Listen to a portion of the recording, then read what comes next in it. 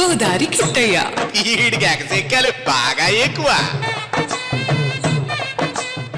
తాళంటే తారని తలచాను నాడు, అది ఏదో తెలిచేను నేడు. ఆ తాలి పెళ్ళికే రుజువన్న నిజము, తరువాత తెలిచేమి ఫలము. ఏమైనా ఏదైనా జరిగింది ఘోరం, నా మీద నాకేలా కోపం. పావురానికి పంజరానికి పెళ్లి చేసే పాడు లోకం, కాళరాత్రికి చందమామకి ముళ్ళు పెట్టి మూడలోకం. ఈ పాటే కదరా నువ్వు పాడేది ఓబు? కరెక్ట్ గా పాడమ్మయ్యా. మన జిల్లాలో పాట క్వీన్ పోటీలు పెడితే నీదే ఫస్ట్ ప్రైజ్ మయ్యా. 7 సేవలే గానీ తెల్లారేసరికి పెళ్లి పాట పాడుతున్నావు. కొంపదీసి పంకజం పెళ్లి గాని ఆ మోన శివు కొడుకుతో గాని జరిగిందా? అది చూసి కుళ్ళుకుంటా ఇట్ట పాడుతా ఉన్నావా? చేచే ఊరికొకెట్టమ్మయ్యా, పంకదానికి మళ్ళీ పెళ్ళా? నేను ఒప్పుకోవద్దు. ఆ సంగతి పక్కనట్టు.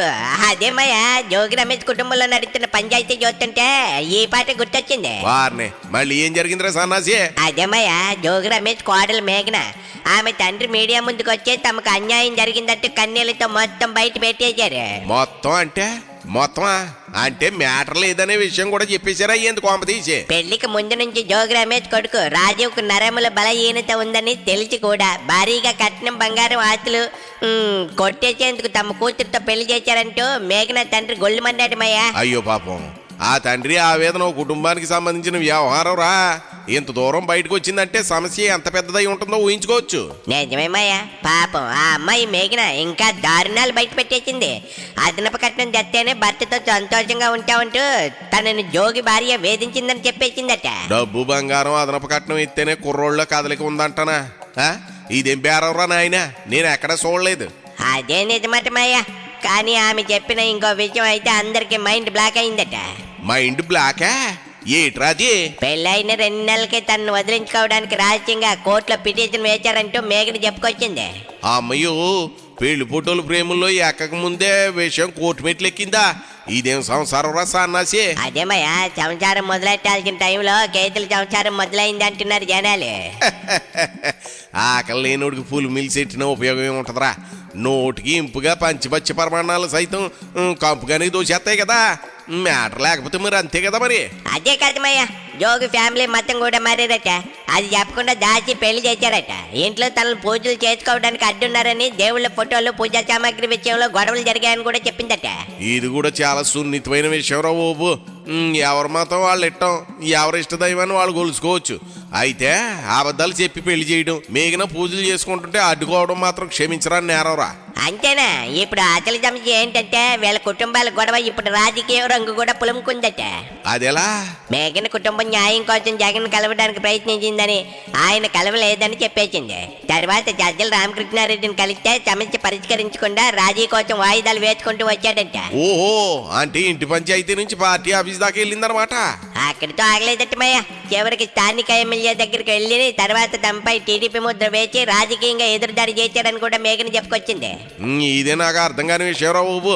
కుటుంబ సమస్యకు పరిష్కారం వెతకాల్సింది పోయి ఎవరు ఏ పార్టీ అనేది ఎందుకు మధ్యలోకి వస్తుంది? అదేమయ్యా, ఒక అమ్మాయి తన సంసారం గురించి న్యాయం అడిగితే నువ్వు ఏ పార్టీ అని అడగటం ఏంటో. మరి జోగి అయితే మరి అడుగు ముందుకేసి ఇదంతా లోకేష్ ఆడించిన డ్రామా అని ఇచ్చాడు. ఇది మరీ బాగుంది రోయ్. పెళ్లి కొడుకు నరాల బలహీనత కారణం శనబాబు అనలేదు. సంతోషం. ఎవరి బలహీనతలు వాళ్ళ దగ్గర ఉంటారు బాబు. వాటిని ఏలెత్తి చూపిస్తే తప్పు ఒప్పుకోకపోగా పరాయి వాళ్ళ మీదకి నెట్టే చేతులు దులుపుకోవడం అలవాటుగా మారిపోయింది. అదే జోగి రమేష్ చేస్తున్నాడు. అందుకే కమ్మయ్యా ఇంటి పంచాయతీ కాస్త ప్రెస్ మీట్కి ఎక్కిందే.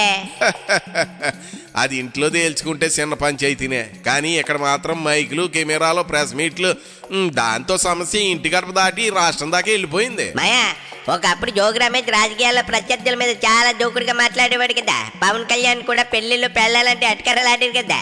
అవునరా. ఇప్పుడు దిమ్మ తిరిగి బొమ్మగా అనిపిస్తుంది జోక్కి. కర్మెంటాడుతుందిరా ఓబు. కానీ మాయా, ఇదంతా బయటకు వచ్చాక మిగిలిన పరువైనా కాపాడుకోవాలంటే ఏం చేయాలి? ముందుగా కెమెరాలు ఆపాలి, తర్వాత ఇరువైపులా పెద్దలు కూర్చోవాలా, చట్టపరమైన విషయం చట్టం చూసుకోవాలా, కుటుంబ సమస్య కుటుంబం పరిష్కరించుకోవాలి. రాజకీయ పార్టీల మధ్యలోకి వచ్చి దాన్ని మరింత పెద్దది చేయకూడదు. భలే చెప్పమ్మయ్య.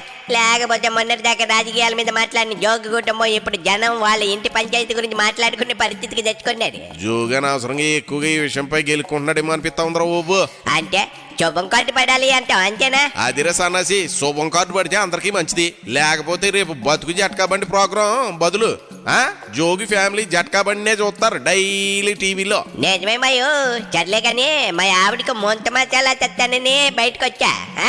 తాగపోతే నా మూత మోగుడవుతుంది. నేను పోతున్నామయ్యా. పో పౌరానికి పంజరానికి పెళ్లి చేసే పాడు లోకం. అరే ఓబో, కాళరాత్రికి సందమామకి ముళ్ళు పెట్టే మూడలోకం. పోరా సన్నాసి పో. గోదారి కిట్టయ్య ఈడికి ఎకసెక్కాలి బాగా ఎక్కువ.